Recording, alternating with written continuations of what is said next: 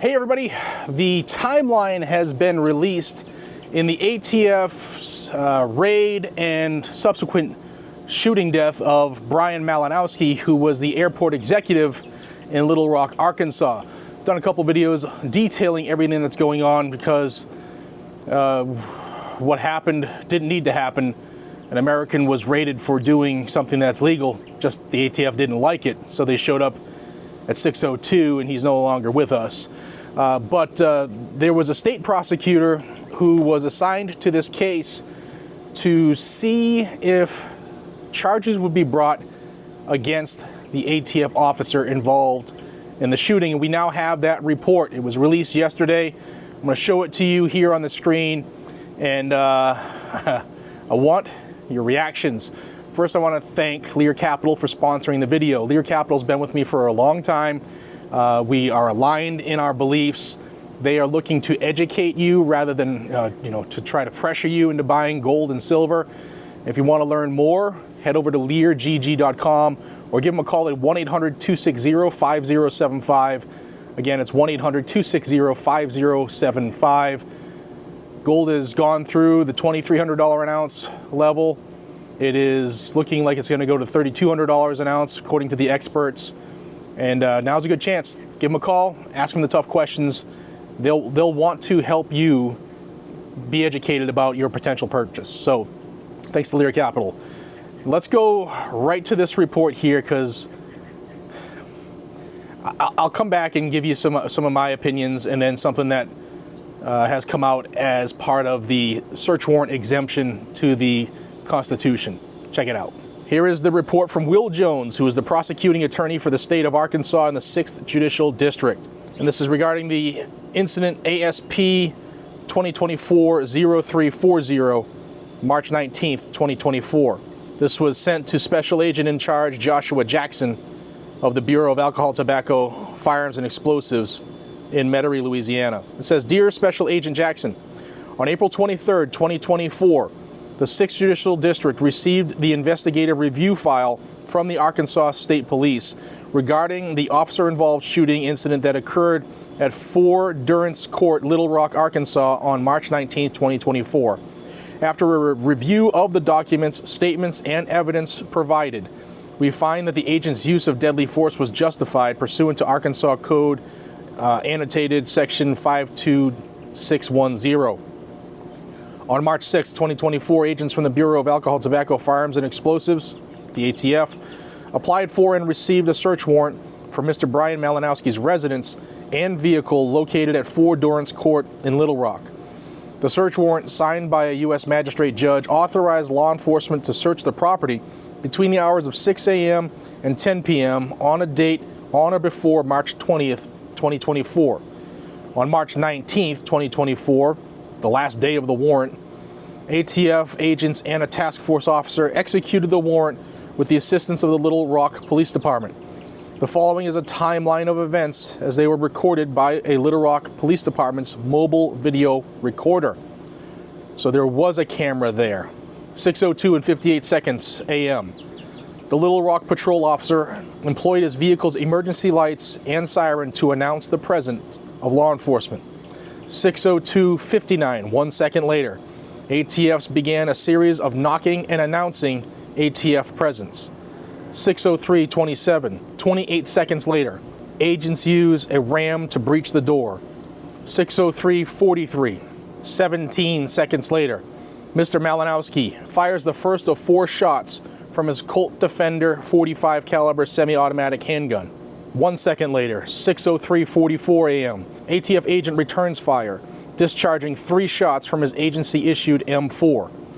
As part of the investigation, ASP officers conducted a search of the residence and the surrounding area for physical evidence and interviewed witnesses who were present during the shooting.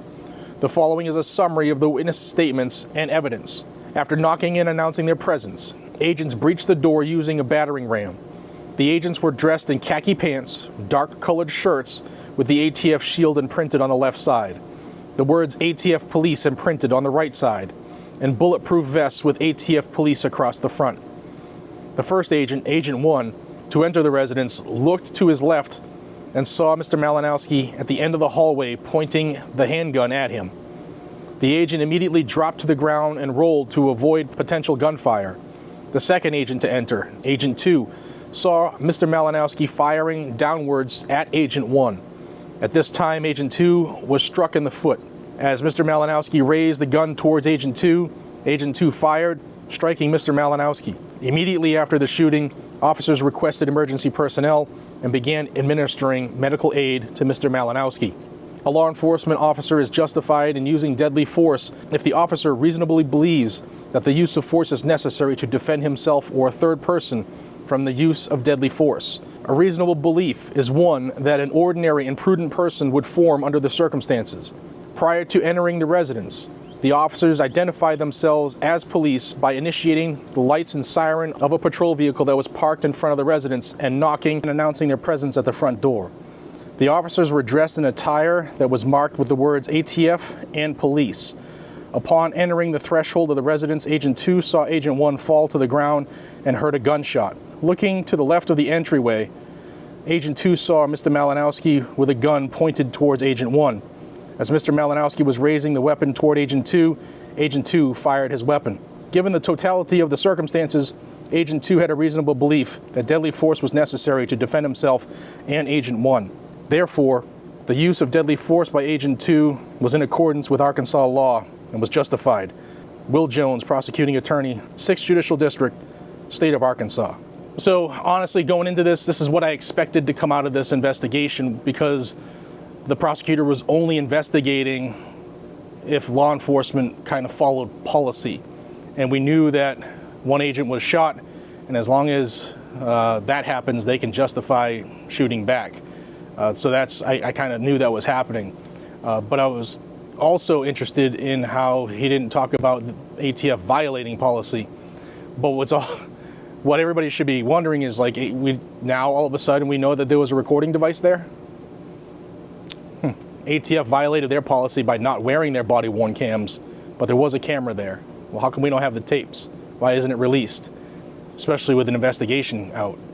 And I'm going to read you what his attorney, what the attorney of the Malinowski family said, Attorney Cummins, because what he said is solid and he's not done pressing yet. Attorney Cummins is saying that 28 seconds is not a reasonable amount of time, not enough time reasonably for Brian Malinowski to have woken up out of bed at 6 a.m. or whatever.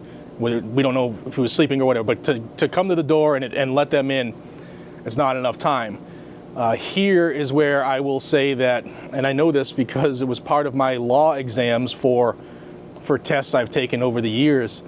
The Supreme Court has said that 15 seconds-ish is a reasonable amount of time for a knock and announce. Do I agree with that? That's a different story, because 15 seconds, how many people, if somebody knocks on my door right now, first thing I'm gonna do is check my Ring camera to see who it is, and then go answer the door. It's just what I do. That process takes more than 26 seconds.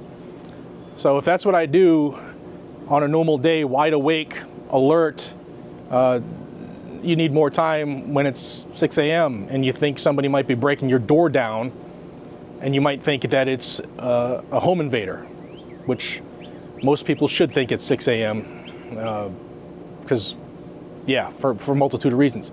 So here's something else that Attorney Cummins said. He said, legally, law enforcement must give the person inside a reasonable amount of time to come to the door to admit them voluntarily before forcibly entering. A search warrant is not supposed to necessarily be a license for a home invasion, especially during an investigation of such a low-level violation with such little risk involved in the search. The Pulaski County prosecutor focused his decision on any law enforcement officer's right under state law to use deadly force in self-defense. The prosecutor had his duty to perform, and he did it as God showed him the light to see that duty. But this is far from over. So there you go. That's the timeline of the Brian Malinowski shooting by ATF. What do you all think about that? And again, this is something that ATF has a hair across their ass for, and that's people buying and selling guns. Now, some people immediately in the comments are going to say, well, he bought some of these guns and within 48 hours he flipped them. He was intending to sell them. Well, that's not for us to decide. That is what the judge and juries are for, and by assassinating him, there's no judge or jury that will decide that.